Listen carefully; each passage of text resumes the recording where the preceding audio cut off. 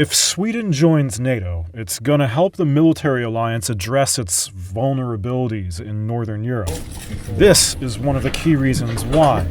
The country's world-leading submarine fleet, which has some traits that both Russia and the US Navy are lacking. Reuters has been granted rare access to Sweden's subfleet, which experts say could be a game-changer for NATO. And with neighboring Finland having joined in April, we'll take a look at how this expanded alliance may reshape Europe's security map. The first issue? Sweden and the Baltic Sea itself. The waterway is shared with Russia, and it's a strategically important one, with access to ports in 8 countries, including Germany. It's also where vital undersea infrastructure runs, including the incident in 2022, where one of the Nord Stream gas pipelines was destroyed. Captain Fredrik Linden is the commander of Sweden's first submarine flotilla, and this is his sub, HMS Gotland. The Baltic Sea is as I said, it's a multi-domain area. It also can be easily described with what we call the 5 Cs: confined, confused, contested, congested, and cluttered.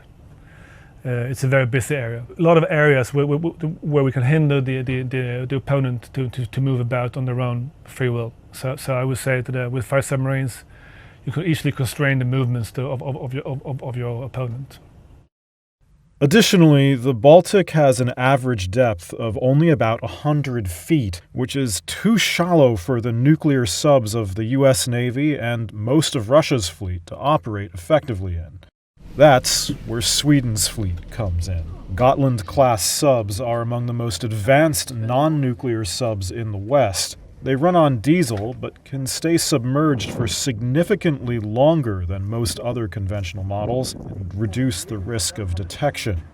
Further down the line, Sweden's building even more advanced subs dubbed the A-26.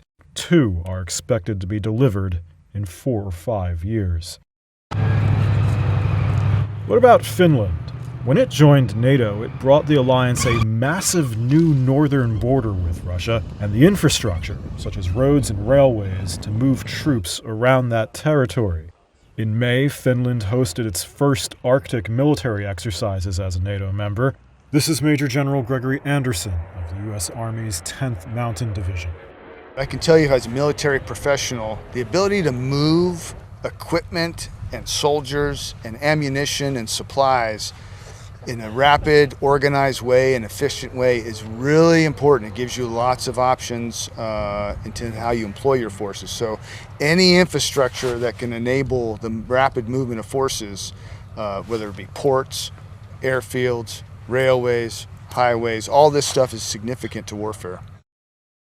The timing is a challenge for NATO. According to a think tank in Helsinki, the Finnish Institute of International Affairs, Western armed forces are about 10 years behind Russia in the Arctic, which has been steadily building up and fortifying its presence there. The think tank also says that even taking into account Russia's losses in Ukraine, its northern fleet and bombers are intact. Finland's investing about $163 million upgrading the home base of its Arctic Air Force for it to host half the country's new fleet of F-35 fighter jets.